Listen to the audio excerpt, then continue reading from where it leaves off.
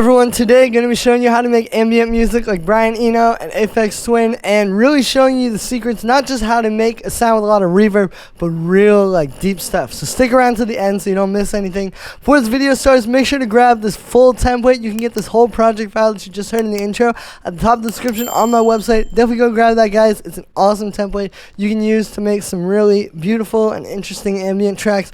Links at the top of the description. Make sure to grab that. Thanks for the support, everyone, and let's dive in. Alright, so we are starting up here with this main pad.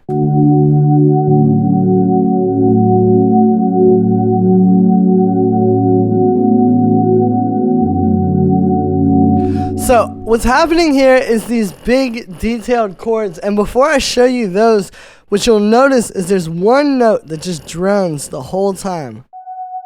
This F sharp. And you can hear it very clearly because it's also right here. So we have like kind of two parts to the pad. And that's the first thing I want you to see when you see this. Is it's not just like, oh, what's this big cloud of cool ambient stuff? Well, it's really like two parts. It's this up here and then this down here, which I'll mute the top and you can hear.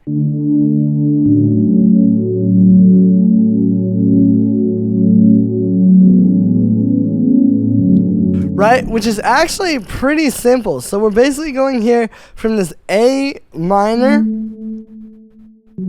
or this A major, excuse me, down to this F sharp minor chord, down to an E major, down to a D major, right? Like you can see it. You can see here the only thing that's missing is the minor third in this first chord, but you can see there's your basic minor there.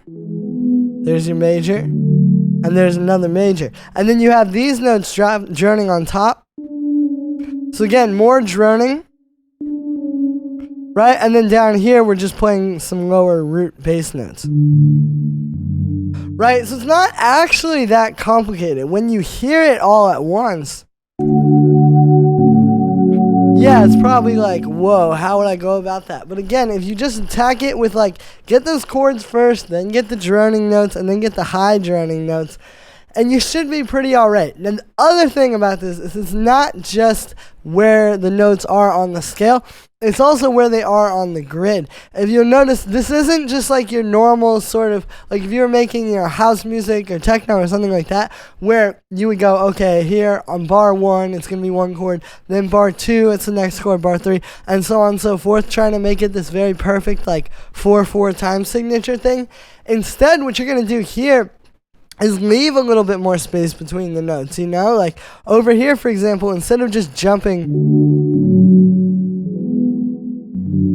like down like that, you know, let it drone on that second chord. It's almost like kind of freezing on one chord in the progression rather than just going straight through it. Just every chord has the same length. And even then, like when we're changing chords, you know, it's not just right on the bar. Here it's on the 3. Here it's on the 2. You know, and by doing this, you're going to create a more imperfect loop, because when you're in a DAW, obviously, you're kind of stuck to a very loopy sort of way of doing things, and ambient music needs to feel detached from that. So if you do it like this, where it's like, you know, freeze on one chord for a little longer. Don't have everything just be right on the 1 or right on the 2. You know what I mean? Like, have it be kind of irregularly changing.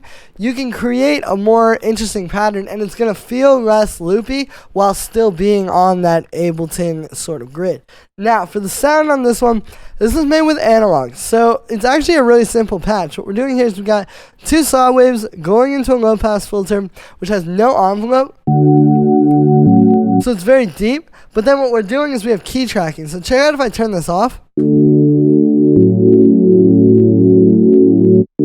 It's like a whole different chord compared to this.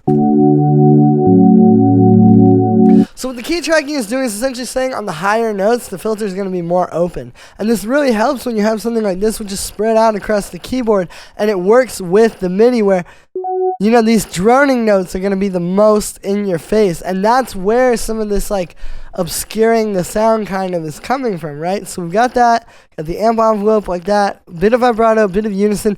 Make sure you turn the voices up to 32 as well, because if you just have it, I think by default it's 8. So you're not getting everything.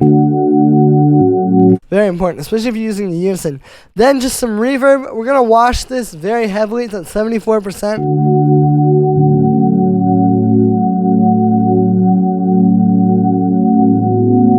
I also want you to hear how that obscures the notes and really makes everything kind of blend together. So even though it's on this grid, the reverb can even help throw it off and make it feel a bit more free like that, right? And even you can even just put this 100% wet.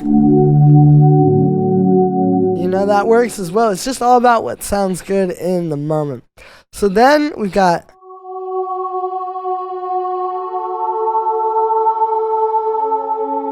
this drone here. So if I play that with the chords,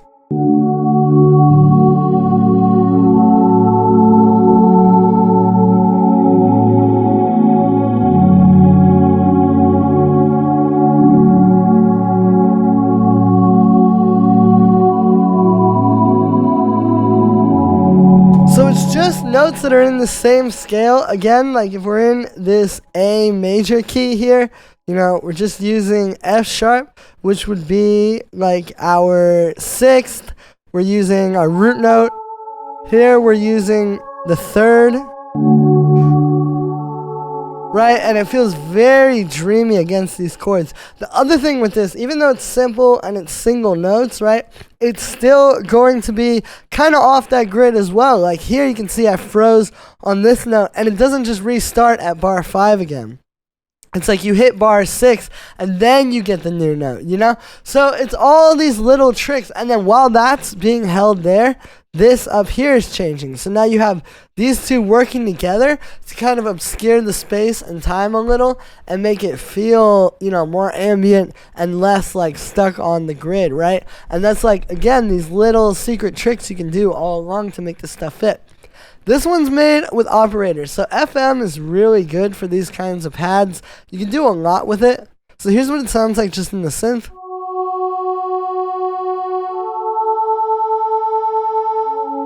So we're doing this sound here. I've got the first oscillator looking like this. It's a saw 3, so basically a sine wave with a few more harmonics, and it's got a lot of attack. And then we have these other oscillators with kind of different envelopes all fading into each other. So then eventually, as the note holds out, you get this like big kind of thing, but it happens over time, right? Because they're all fading in at different times like that. The other thing is the octaves, and there's a little detune on that last oscillator. Then we got the low pass filter. No envelope is just kind of making things a bit flatter, because if you turn this off, that is the thing about FM. It can get a bit bright and harsh, so you're just using this to make it a bit more calm. Then we got the spread turned up. Then I just have a bit of chorus. 100% wet reverb, so that's really obscuring this. And again, adding texture and making it something new as well. Then we've got this drift pad.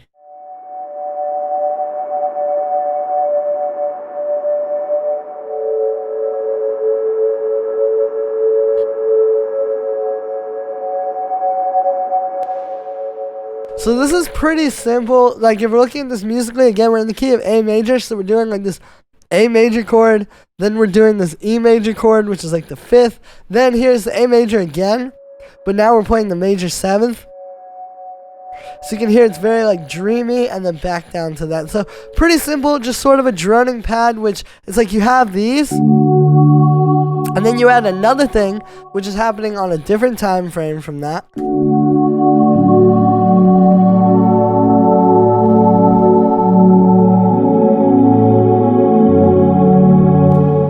And you can see how it all starts to come together and really create something. So this is made with drift. What we're doing here is we got a saw wave and a triangle, sort of doing this like additive synthesis thing.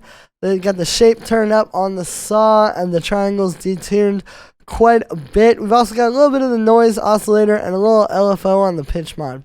We got the low pass filter turned on, and it's there. Plus we're using the high pass as well. And then there's a little bit of LFO too on the filter frequency. We got the amp envelope set like that. Not really using this filter envelope for too much. And then, yeah, we've just got a little bit of drift, not too much.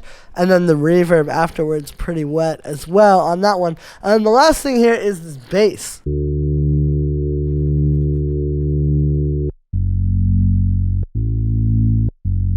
So you can hear this is playing a bass line. You'll also notice it's playing a different chord to start with. than that first chord. This is actually technically playing the fourth of the first chord, right? But then when you play those together, it creates something epic, and then we go down to this. And it's very epic as well. The other thing with this, again, just like I was saying before, it's kind of happening on a different timetable than that pad. You can see, we hold out this chord, and then we freeze on this one, and then just when it should change, keep it going, and then change to this one. And then just when that one should change, keep it going, and then just give it one more note at the end and then restart. So again, we're using all these different MIDI patterns to sort of create something that feels like it's going all over the place and it's changing at all these different times. Put all four of these things together and you're going to get this big, epic kind of not just following the same grid ambient thing. So then for this sound, what we're doing to make this bass, it's actually a very simple operator bass where it's two sine waves with the same envelope, so there's no like morphing happening, and then we just have the second one an octave down. So by doing that, we get that really deep bass. There's just a little bit of a low pass filter and then some chorus, and that's really it.